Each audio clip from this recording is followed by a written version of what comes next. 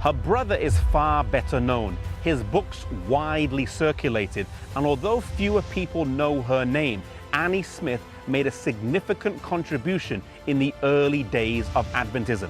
She was a gifted writer, poet, and editor, and 10 of her hymns appeared in the 1941 edition of the church hymnal and 4 in the current edition today. She was born into a family with 3 other brothers here in West Wilton in this house today named the Smith Tavern. It would also be the home that she would unfortunately die in at the age of 27.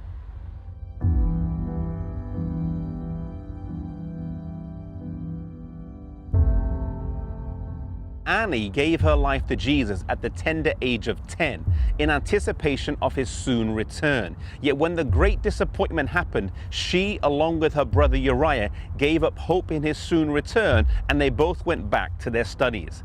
Annie was intellectually gifted and received a place at the Charlestown Female Seminary here in Boston, where she spent several years.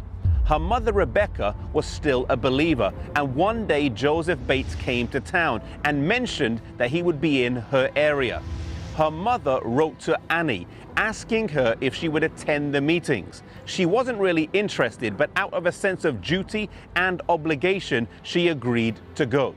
After she went to the meetings, at the end of it, Joseph Bates asked her if she wanted to have Bible studies, which she agreed to. At the end of 3 years' study, she accepted the Advent message again, the Sabbath and all its teachings.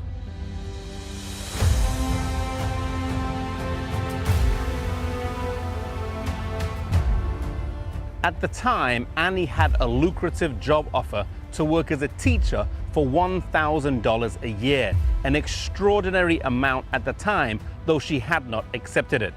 Another opportunity arose to work at the newly relocated Review and Herald office in Rochester, New York. As she weighed up the 2 offers with financial gain in the one job versus little more than room and board in the other, she chose the latter.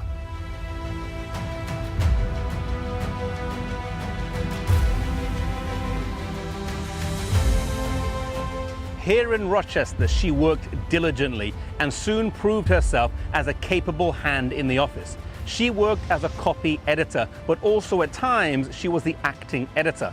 With James White away often, she would sometimes fill in for him, remarkable considering her young age, and would ensure that the magazine could now have a regular publishing schedule. Previously, with James White's busy speaking itinerary, the magazine wasn't always so regular and consistent in its distribution, but now with Annie there, things changed for the better.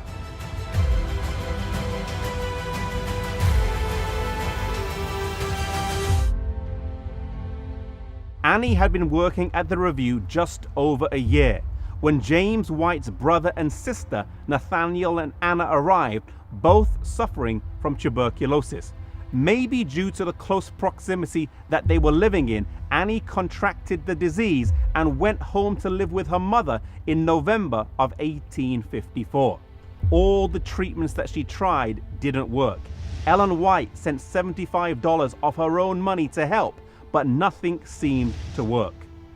Annie finished this book of poems here, entitled Home Here and Home in Heaven, 10 days before she died.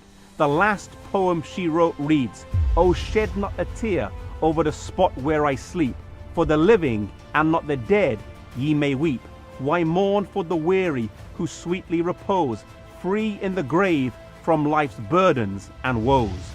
Annie lived a life of sacrifice, dedication, and commitment. She gave up a prosperous career to work for the church in return for very little financial gain.